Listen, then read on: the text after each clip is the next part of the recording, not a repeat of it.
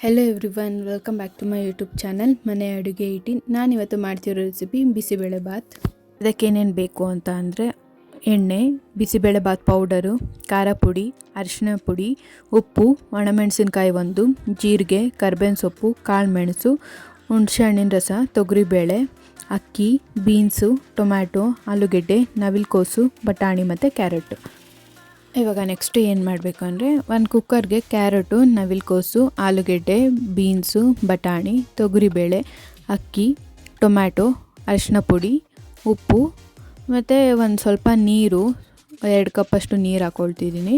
Next ಎಣ್ಣೆ ಹಾಕ್ಕೊಳ್ತಿದ್ದೀನಿ ಸ್ವಲ್ಪ, ಯಾಕಂದರೆ ಎಣ್ಣೆ ಹಾಕ್ಕೊಂಡ್ರೆ ಅಕ್ಕಿ ಮೆತ್ತಗಾಗಲ್ಲ, ನೀಟಾಗಿ ಉಡಿ ಥರನೇ ಇರುತ್ತೆ ಅಕ್ಕಿ. ಹಾಗಾಗಿ ನಾನು ಆಯಿಲ್ ಹಾಕ್ಕೊಳ್ತಿದ್ದೀನಿ, 1 ಸ್ಪೂನ್ ಸಾಕು.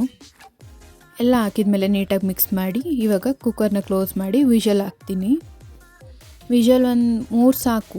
ಇವಾಗ ಮಾಮೂಲಿ ರೈಸ್ ಮಾಡ್ಕೊಳ್ತೀವಲ್ಲ ಆ ಥರ ರೈಸ್ ಮಾಡಿಕೊಂಡ್ರೆ ಸಾಕು. ಇವಾಗ ಅನ್ನ ರೆಡಿಯಾಗಿದೆ. ನೆಕ್ಸ್ಟು ಒಂದು ಕಡಾಯಿಗೆ 1 ಸ್ಪೂನಷ್ಟು ಆಯಿಲ್ ಹಾಕ್ಕೊಳ್ತಾ ಇದ್ದೀನಿ. ಒಣಮೆಣಸಿಕಾಯಿ, ಜೀರಿಗೆ, ಕರಿಬೇವು, ಕಾಳುಮೆಣಸು ಹಾಕ್ಕೊಂಡು ನೀಟಾಗಿ ಒಂದ್ಸಲ ಫ್ರೈ ಮಾಡ್ಕೊಳ್ತೀನಿ. ನೆಕ್ಸ್ಟು 2 ಲೋಟದಷ್ಟು ನೀರು ಹಾಕ್ಕೊಳ್ತಿದ್ದೀನಿ ಮತ್ತು ಹುಣಸೆಹಣ್ಣಿನ ರಸ. ಇವಾಗ ಬಿಸಿಬೇಳೆ ಬಾತ್ ಪೌಡ್ರ್ ಹಾಕ್ಕೊಳ್ತಿದ್ದೀನಿ 1 ಕಪ್ಪು. ನೆಕ್ಸ್ಟು ಖಾರ ಪುಡಿ, ನೆಕ್ಸ್ಟು ಉಪ್ಪು ಹಾಕ್ಕೊಳ್ತಿದ್ದೀನಿ 1/2 ಸ್ಪೂನ್ ಸಾಕು, ಯಾಕಂದರೆ ಆಲ್ರೆಡಿ ರೈಸಿಗೆ ಹಾಕಿರ್ತೀನಲ್ಲ ಹಾಗಾಗಿ. ಒಂದ್ಸಲ ಮಿಕ್ಸ್ ಮಾಡಿಕೊಂಡು ಇವಾಗ ಅದನ್ನು ಕುದಿಯೋಕ್ಕೆ ಬಿಡ್ತೀನಿ. ಕುದಿಸಿದ ಮೇಲೆ ಆವಾಗಲೇ ರೈಸ್ನ ರೆಡಿ ಮಾಡ್ಕೊಂಡಿದ್ವಲ್ಲ ಆ ರೈಸ್ನ ಇವಾಗ ಕಡಾಯಿಗೆ ಹಾಕ್ಕೊಳ್ತಾ ಇದ್ದೀನಿ.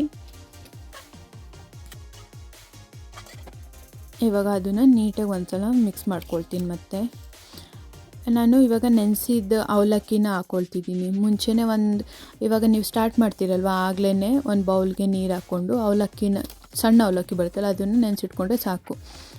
ಇವಾಗ ಅವಲಕ್ಕಿ ಹಾಕ್ಕೊಂಡು ಮತ್ತೆ ಮಿಕ್ಸ್ ಮಾಡಿ ಅದನ್ನು ನೀಟಾಗಿ ಒಂದ್ಸಲ ಕುದಿಯೋಕ್ಕೆ ಬಿಡ್ತೀನಿ. ಲೈಟಾಗಿ ಸಾಕು, ಜಾಸ್ತಿ ಹೈ ಫ್ಲೇಮ್ ಮಾಡ್ಕೊಂಬಿಡಿ, ಯಾಕಂದರೆ ಆಲ್ರೆಡಿ ರೈಸ್ ಆಗಿದೆಯಲ್ಲ ಹಂಗಾಗಿ.